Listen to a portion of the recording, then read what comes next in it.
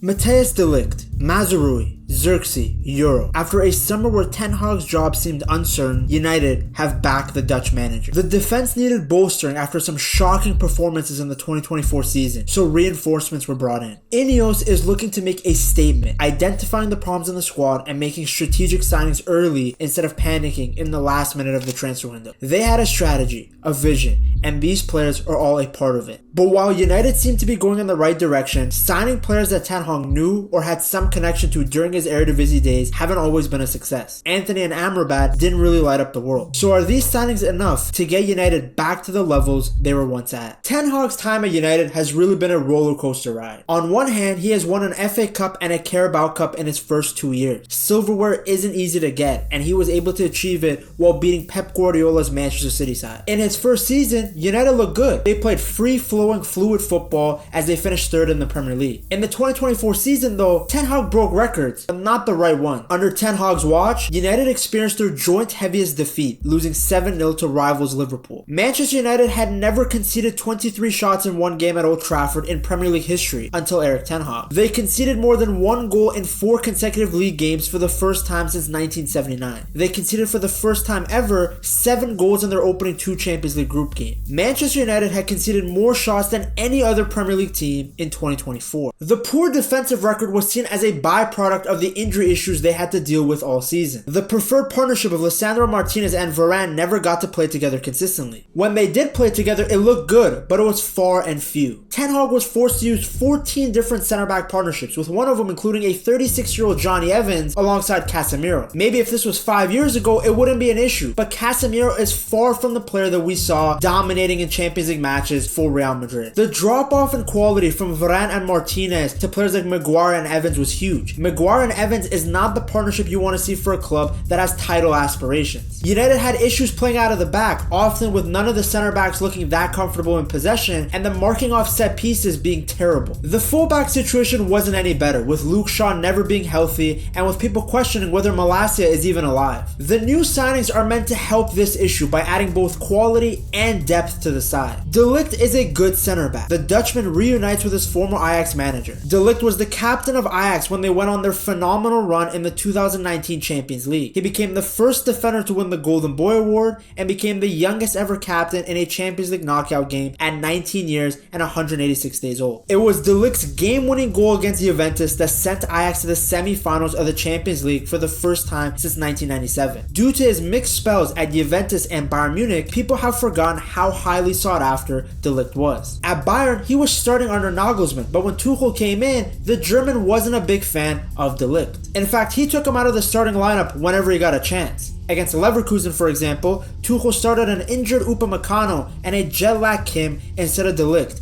even though De Ligt had played well the game before. As a result, De Ligt has a lot to prove because in many people's eyes, he hasn't developed or improved at all from the player we saw at Ajax. And who better to rejuvenate that career than Erik ten Hag? With Raphael Varane moving on and doubts over the long-term futures of Maguire, Johnny Evans, and Lindelof, De Ligt looks to be the ideal partner for the fit-again Lisandro Martinez. The hope is that De Ligt's calm presence balances out with Lisandro Martinez's aggression, and his progressive passing will help the team, as the previous season they really struggled to break the lines while playing out from the back. For example, Maguire and Lindelof's passing percentage was somewhere in the 80s in the Premier League, meanwhile De Ligt's passing percentage was in the 90s. On top of that, as we saw in the Community Shield, Ten Hag wants the team to play long balls against oppositions that play a high line. He wants to use the long pass from the center back to utilize the pace of Rashford, Garnacho, and Højlund. Well, De Ligt's long passing in the Bundesliga had a 77% completion, which is significantly higher than Lindelof and Maguire's stats from the Premier League. On top of this, De Ligt has all the intangibles you're looking for in a defender. He's a warrior, a leader, somebody that's willing to do whatever it takes to win matches. Ten Hag knows this better than anyone else. He isn't perfect though. He lacks speed, especially going up against quicker attackers. He isn't the most athletic, so if Ten Hag wants to continue playing a super high line, there are going to be moments where De Ligt gets caught out. While he did end up starting under Nagelsmann, he wasn't actually the first choice. He only got an opportunity to start when Hernandez got injured. For the national team, he doesn't start. He's well behind in the pecking order behind Van Dijk, De Vrij, and now Nathan Ake. So it does make you wonder what he's doing at these teams in training that multiple different managers haven't had any belief in him since Ten Hag. The hope is that Ten Hag gets the best out of De Ligt based on their previous history. At the end of the day, the Dutchman is only 24 years years old, which is young in general, but specifically young when we're talking about central defenders who traditionally get better with age. Even if he flops, he was only signed for 45 million euros, and I think a lot of the reasoning behind this signing is justified. You're getting a strong, powerful center back who's still very young with immense potential, who at one point was one of the most promising youngsters in the world, and now you're partnering him with the one manager who seemed to have gotten the most use out of him. Mazraoui, another former Ajax player, comes in to help the fullback issues. The Morocco international is capable of playing in both fullback positions. He's very good on the ball. He specializes in creating attacking opportunities in the final third. He comes in as the Wan-Bissaka replacement as Wan-Bissaka heads over to West Ham. He's not as good defensively as Wan-Bissaka, but he's miles better going forward. He's more well-rounded and fits the traditional mold of a modern-day fullback. Wan-Bissaka, as good as he was defensively, definitely had his shortcomings in the attacking third.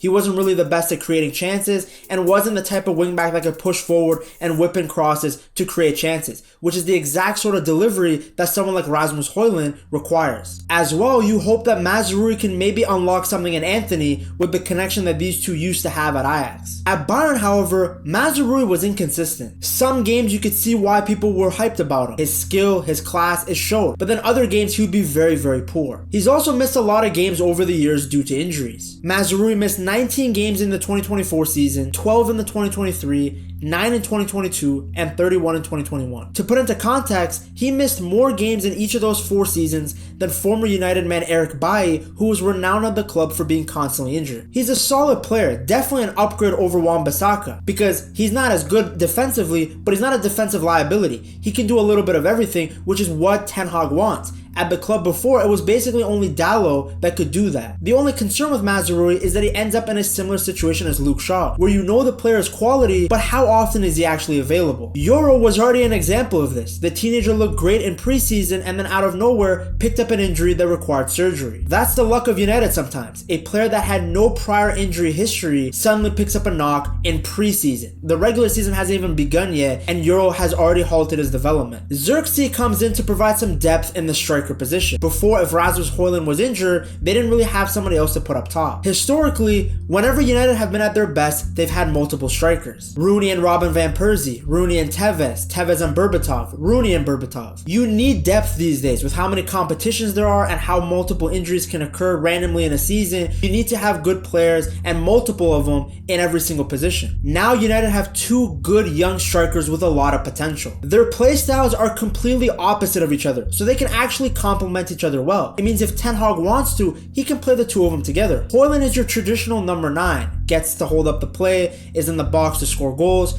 Zirkzee is more of a creative center forward. He can drag the ball up, he can dribble, he can create chances. There's no reason there can't be lineups out there that play Højlund and Zirkzee together. Zirkzee had a great season in Italy in 2024, picking up 12 goals and 7 assists for a very exciting Bologna side. But United fans need to be patient. As I said, he's more of a creative striker rather than a pure scorer. He'll need time to adjust and develop. He's only 23 years old, and last season was his first real breakthrough. Now he has changed teams, leagues, countries, managers, style of play. It's gonna take him time to get used to his surroundings. If he's not scoring right away, that doesn't mean he's not good. With all these signings and investments, if United don't look better, then it's time to look at Ten Hag. They don't need to go on and win the league, but there needs to be an improvement seen in their style of play. If they continue to concede a lot of shots or continue to be outplayed by lower half teams, then it's really on the manager. He has gotten the players that he's wanted for 3 seasons now. He's been backed financially. If the new players end up looking like Anthony or Amrabat, then Inos needs to change their recruiting strategy. You can't just keep signing players just because they had some sort of connection with Ten Hag in the past. Even under the Glazers, it wasn't so much that spending was the issue, it's that United weren't making smart signings. This is the 3rd year of Ten Hag's project. Development and improvement needs to be seen.